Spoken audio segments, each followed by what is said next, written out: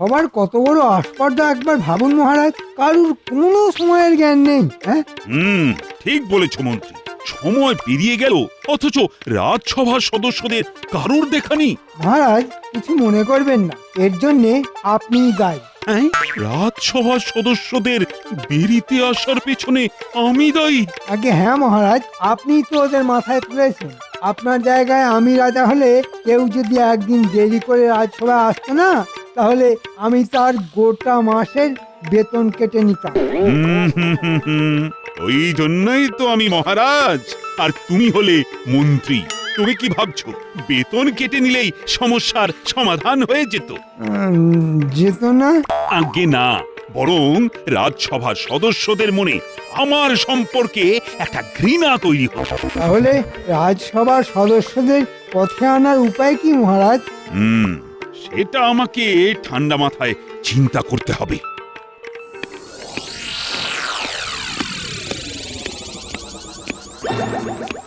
দুঃখিত মহারাজ, খুব দুঃখিত, আজ একটু দেরি হয়ে গেল। আর রাজপণ্ডিত, তোমার দেরি করে আসার কারণটা কি শুনি?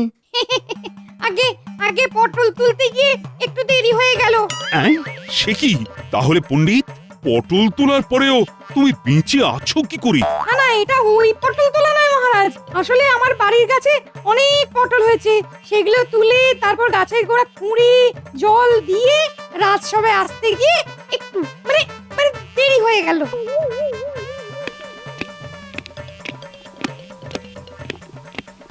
ওই দেখুন মহারাজ, বাকিরাও এসে পড়েছে। কি ব্যাপার, আজ এত দেরি কেন? আসলে মহারাজ বলবেন না মহারাজ, একসঙ্গে নয়, একে একে বলো, একে একে বলো। তাহলে আমি প্রথমে বলি মহারাজ। আসলে আজ সকালে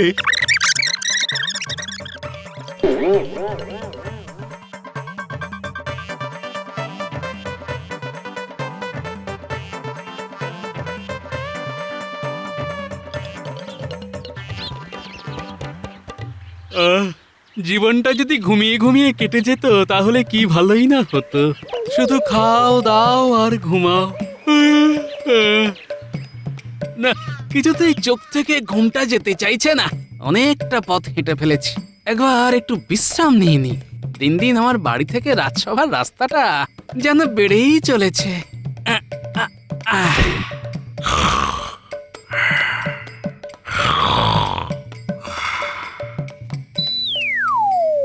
তাই আজ রাজসভায় আসতে একটু দেরি হয়ে গেল মহারাজ। সবার দেরি করে আসার কারণই তো শুনলাম। এবার তাহলে রাজসভা শুরু করা যাক। দেরি যখন হয়েই গেছে তখন আর সময় নষ্ট করে লাভ নেই। সে কি মহারাজ, এখন তো রাজসভার আসল রত্ন শ্রীমান গোপাল ভাঁড় এসে পৌঁছায়নি। গোপালকে ছাড়াই রাজসভা শুরু করবেন? হ্যাঁ, গোপালকে ছাড়াই শুরু করব। গোপালের জন্য অপেক্ষা করতে গেলে আজ রাজসভা শুরু হওয়ার আগেই তা শেষ হয়ে যাবে। এটা কেমন বিচার মহারাজ? গোপালও একজন সভাসদ, আর গোপাল রোজ দেরি করে রাজসভায় আসে না। মাঝে মাঝে খুব চিন্তা হয়, এইভাবে চলতে থাকলে আপনি রাজ্য চালাবেন কেমন করে? আজ মহারাজের কানে এমন কুমন্ত্র দেব না যে গোপাল রাজসভায় ঢুকলেই মহারাজ গোপালকে আচ্ছা করে দেবে। তা তুমি ঠিক বলেছ। এইভাবে আর চলতে পারে না। প্রহরী, প্রহরী!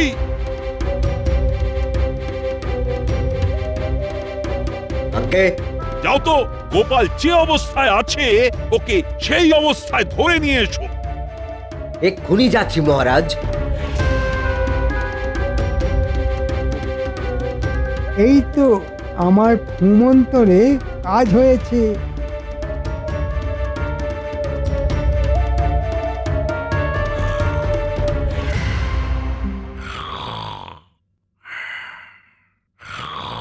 ওই দেখ, গোপাল এখানে বসে বসে ঘুমোচ্ছে। গোপালকে কি ঘুম থেকে ডাকবো?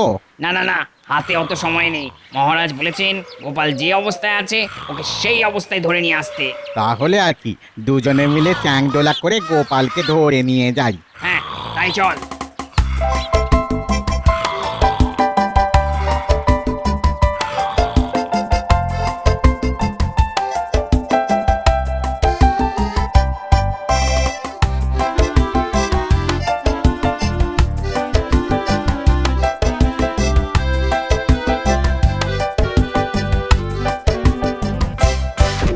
এই যে মহারাজ, গোপালকে ধরে নিয়ে এসেছি। এই গোপাল, গোপাল, কে কে কে আমি মহারাজ। যা বাবা, এ তো অদ্ভুত কাণ্ড। গাছের নিচে চোখ বুঝলাম আর চোখ খুলে দেখি রাজসভায় পৌঁছে গেছি। দূর, নিশ্চয়ই আমি স্বপ্ন দেখছি। আরেকটু ঘুমিয়ে স্বপ্ন দেখাটা শেষ করি, তারপর না হয় রাজসভায় যাওয়া যাবে। এইভাবে হবে না মহারাজ, গোপালের ঘুম ভাঙানোর একটাই উপায় আছে।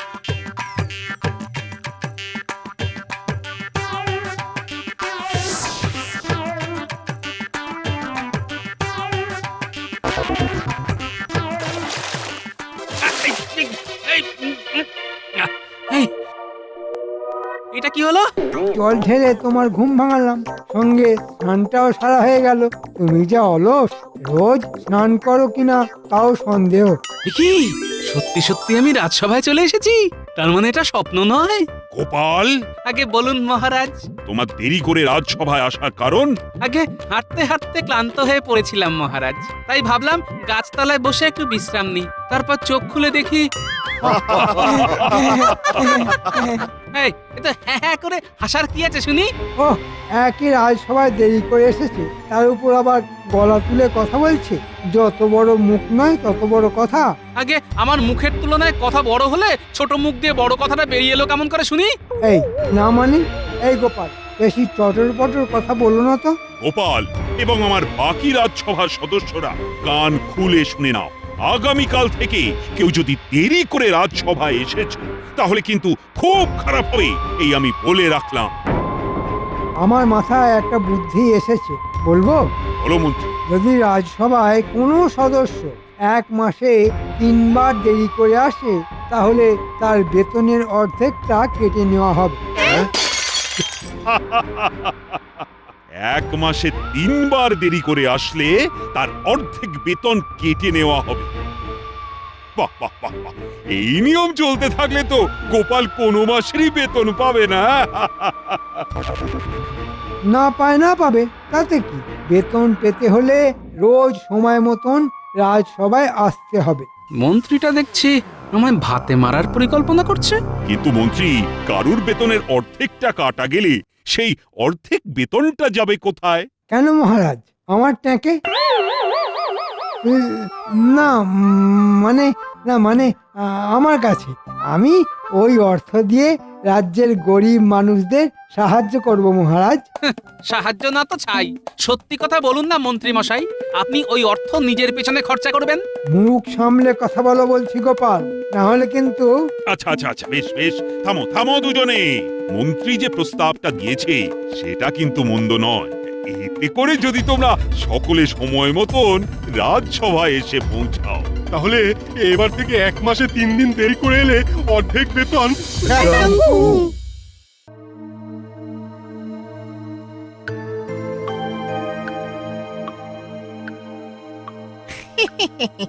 বলুন মন্ত্রী মশাই, এই ভর সন্ধেবেলা ডেকে পাঠালেন কেন?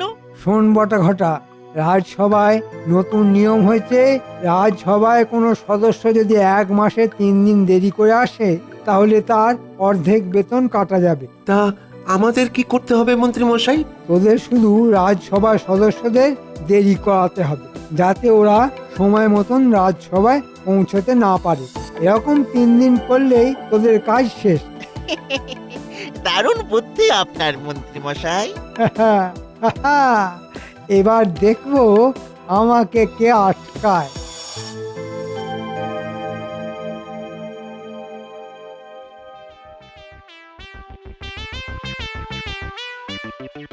উফ, আজকেও দেরি হয়ে গেল।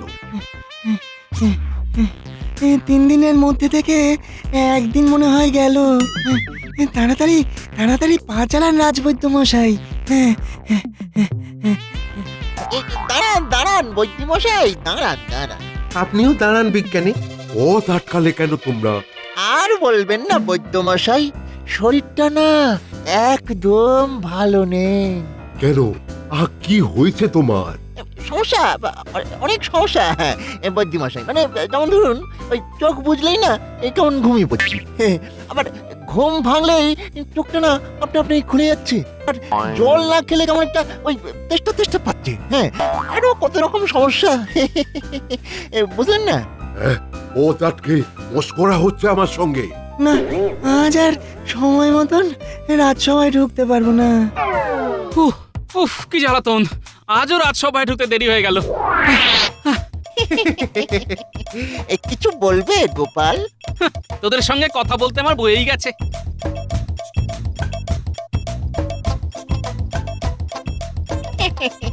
গোপালকে ইচ্ছে করে দেরি করাতে হয় না আমাদের। হ্যাঁ, মহারাজ হিসেব বলছে এই মাসে গোপাল বাদে রাজসভায় প্রায় সব সদস্যই 3 দিন দেরি করে রাজসভায় এসেছে। হ্যাঁ, তার মানে তো গোপাল বাদে সবার বেতন থেকেই অর্ধেক কাটা যাবে। ইস, শেষ দিনে এসে আমি দেরি করে ফেললাম, না হলে আমার অর্ধেক বেতনটা কাটা যেত না। কেন সেনাপতি, আজ তোমার দেরি হলো কেন শুনি? আর বলো না গোপাল, রাস্তা দিয়ে ছুটতে ছুটতে আসছিলাম, কোথাও কিছু নেই, হঠাৎ হোঁচট খেয়ে পড়ে গেলাম। হোঁচট খেয়ে পড়লে? আর মহারাজ গোপাল এই মাসে 10 দিন দেরি করে রাজসভায় এসেছে, তার মানে হিসেব অনুযায়ী গোপালের পুরো বেতনটাই কাটা যাবে। হ্যাঁ, এরকম তো কথা ছিল না। এ তো সহজ হিসেব গোপাল। 3 দিন দেরি করলে অর্ধেক বেতন কাটা যাবে, আর 6 দিন দেরি করলে পুরো। আর তুমি তো 10 দিন দেরি করে এসেছো। না না, কোথাও একটা গোলমাল আছে বলে মনে হচ্ছে। বটা ঘটাকে আজ আমি গাছের আড়ালে দড়ি নিয়ে দাঁড়িয়ে থাকতে দেখলাম। এখন শুনছি সেনাপতি হোঁচট খেয়ে পড়েছে বলে রাজসভায় আসতে দেরি করেছে। রাজসভার সদস্যদের দেরি করে আসার পিছনে মন্ত্রীর হাত নেই তো? মহারাজ গোপালের পুরো বেতন আর বাকিদের অর্ধেক বেতন আমি নিয়ে গেলাম। এই অর্থ রাজ্যের প্রজাদের কাজে লাগবে। না, আমার বেতন আমি মন্ত্রীকে দেব না মহারাজ, আমার বেতন আমিই নেব। এটা কি করে হয় গোপাল?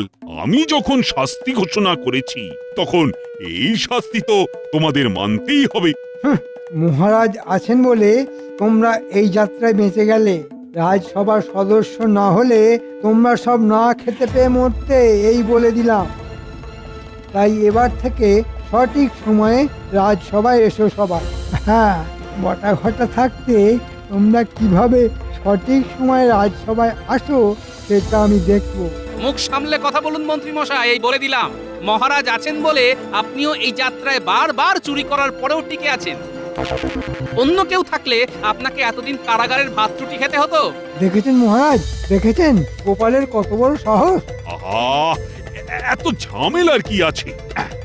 তোমাদের মন্ত্রীর কথা পছন্দ না হলে তোমরা সবাই মিলে মন্ত্রীকে ভুল প্রমাণিত করে দেখিয়ে দাও। সেটা কি করে করব মহারাজ?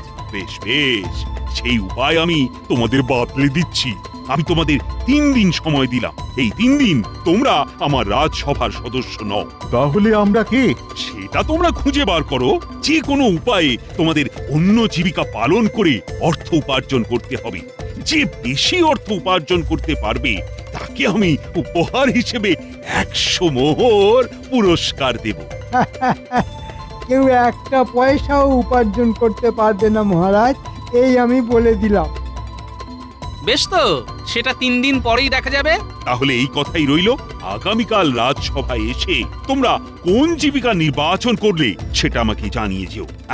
আজকের মতন তাহলে রাজসভা এখানেই শেষ।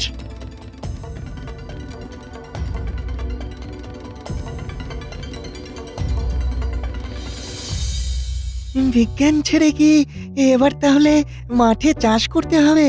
সব হয়েছে এই মন্ত্রী মশাইয়ের জন্য। মন্ত্রী হচ্ছে যত নষ্টের গোড়া।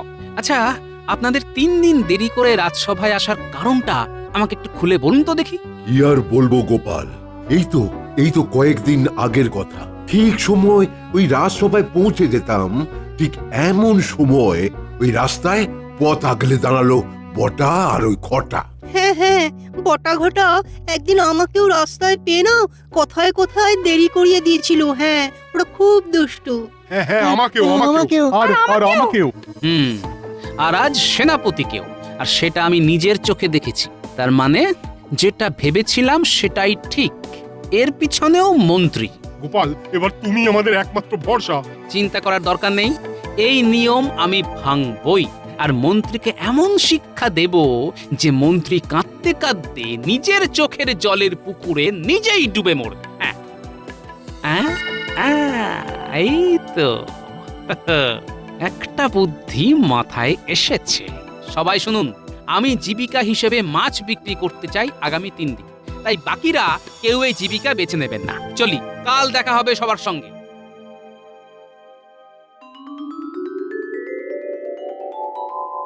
জয় মহারাজের জয়, জয় মহারাজের জয়।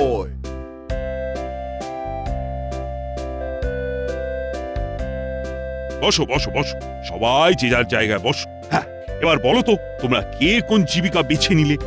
আগে আমি হব কুমোর, মাটির পাত্র বিক্রি করে এই 3 দিন অর্থ উপার্জন করব। আর আমি হব কামার, টুক টুক করে ঠুকবো। আমি করব চাষ। আমি হব মাঝি। আর গোপাল সে কোথায়? সর্বনাশ হয়ে গেল মহারাজ, সব শেষ হয়ে গেল। সে কি হলো গোপাল? আর বলবেন না মন্ত্রী মশাই, সময় খুব খারাপ যাচ্ছে। একে এই মাসের বেতন পাইনি, সংসার চালাবো কি করে সেই ভাবতে ভাবতে মাথায় এলো মহারাজ আমাকে যে হিরে বসানো আংটিটা উপহার স্বরূপ দিয়েছিল সেটাই বাজারে বিক্রি করে দেব। তারপর আংটি বিক্রি করলে? না মহারাজ, আংটিটা হাতে পরে রাস্তা দিয়ে বাজারের দিকে যাচ্ছিলাম, এমন সময় পেল জল তেষ্টা। পুকুরে নেমে জল তুলে খেতে গিয়ে সর্বনাশ হয়ে গেল মহারাজ। কি হলো গোপাল? কি আবার হবে, আঙুল থেকে হীরের আংটিটা খুলে পুকুরের জলে পড়ে গেল। আর সঙ্গে সঙ্গে একটা ইয়া বড় কাতলা মাছ এসে সেই মহামূল্য হীরের আংটিটা গপ করে গিলে নিল। সে কি, আমি তোমাকে যে হীরের আংটিটা উপহার স্বরূপ দিয়েছিলাম তার দাম ছিল প্রায় 20,000 মোহর। বলেন কি মহারাজ, 20,000 মোহর? হায় রে, 20,000 মোহর এখন কাতলা মাছের পেটে। কোন পুকুরে জল খেতে নেমেছিলে শুনি গোপাল? সেটা আমি আপনাকে কেন বলবো? যা গেছে তা গেছে। আমি আজ রাজসভায় এসেছি আপনাদের এটা জানাতে যে আগামী 3 দিন নিজের জীবিকা হিসেবে আমি মাছ বিক্রি করব। বাহ বাহ বাহ, কিন্তু মাছ বিক্রি করতে গেলে তো আগে দাম দিয়ে মাছটা কিনতে হয়। তা সেই পরিমাণ অর্থ তোমার কাছে আছে তো গোপাল? যে পুকুরে আমি আমার হীরের আংটি হারিয়েছি সেই পুকুরের মালিক আমার পরিচিত মহারাজ। তাই ঠিক করেছি ওই পুকুর থেকেই মাছ তুলে আমি কাল মাছ বিক্রি করব। তারপর বেতন পেলে আমি তাকে সব টাকা শোধ করে দেব। বেশ বেশ বেশ। আমার সব শেষ হয়ে গেল গো, 20,000 মোহরের হীরের আংটিটাও চলে গেল। এখন আমি কি নিয়ে বাঁচবো? এইবার জমবে খেলা। হ্যাঁ, গোপাল একটু আগে কি বলে গেল? যে পুকুরে আংটি হারিয়েছে সেই পুকুর থেকেই মাছ তুলে কাল মাছ বিক্রি করবে। তার মানে যে কাতলা মাছের পেটে হীরের আংটি আছে সেই কাতলা মাছটাও কাল বিক্রি হয়ে যাবে। না না, এ সুযোগ ছাড়া চলে না।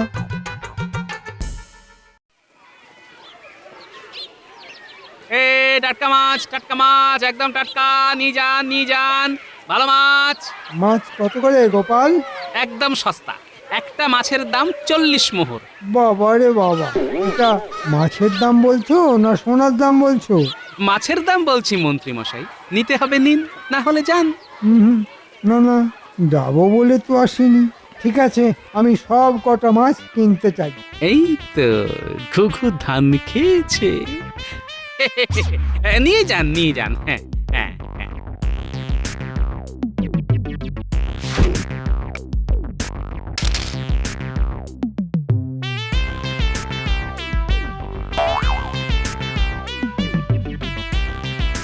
কিরে বটা কটা, আংটি পেলি? এখনো পাইনি মন্ত্রী মশাই। দেখ দেখ, ভালো করে দেখ। কে এলি? না মন্ত্রী মশাই, সব মাছই কাটা হয়ে গেছে। একটা মাছের পেটেও ওই আংটি নেই। আমার মনে হয় গোপাল আপনাকে বোকা বানিয়েছে। হ্যাঁ, কি ব্যাপার, কে কত অর্থ উপার্জন করলে শুনি? আমি 10 মোহর, 10 মোহর। আমি 20 মোহর। আমি 25। আমি 25। আর গোপাল তুমি? আগে আমি মাত্র 10টা মাছ বিক্রি করে 400 মোহর উপার্জন করেছি মহারাজ। হ্যাঁ, এটা কি করে সম্ভব? তার মানে তুমি এক একটা মাছ 40 মোহরের বিনিময়ে বিক্রি করেছো? এটা তো লোক ঠকানো। আগে যে রোজ লোক ঠকায় তাকে একদিন ঠকালে কিছু আসে যায় না মহারাজ, কারণ আমার কাছ থেকে ওই 10টা মাছ কিনেছেন আমাদের মন্ত্রী মশাই, আর অত দাম দিয়ে কিনেছেন শুধুমাত্র মাছের পেটে আংটি পাওয়ার লোভে। এইবার বুঝেছি। কি মন্ত্রী, আংটি পেলে? আগে না মহারাজ। পাবে কি করে? আংটি তো আমার কাছে। মানে আপনি বটা ঘটার সাহায্যে যেমন রাজসভার সদস্যদের অর্ধেক বেতন খেয়েছেন, তেমনি আমি আপনাকে মাছের পেটে আংটির লোভ দেখিয়ে আপনার পেট থেকে ওই অর্থগুলো বার করে এনেছি। সে কি মন্ত্রী, তুমি এইসব করেছো? আগে ক্ষমা করে দিন মহারাজ, আর এমন হবে না। মহারাজ, আমরা প্রমাণ করে দিয়েছি মন্ত্রী মশাই ভুল, তাই এবার থেকে দেরি করে রাজসভা এলে নিশ্চয়ই আমাদের বেতন কাটা যাবে না। না না, যাবে না, যাবে না। আর আমার উপহারটা? এই না, এই না, 100 মোহর। সবাই কাঁটা দিয়ে কাঁটা তোলে, আর আজ আমি মাছ দিয়ে কাঁটা তুললাম। আজ থেকে আগামী 3 মাস মন্ত্রীর সব বেতন আমি কেটে নেব। আর হবে না মহারাজ, এবারের মতন ছেড়ে দিন মহারাজ, এবারের মতো ছেড়ে দিন, দিন না।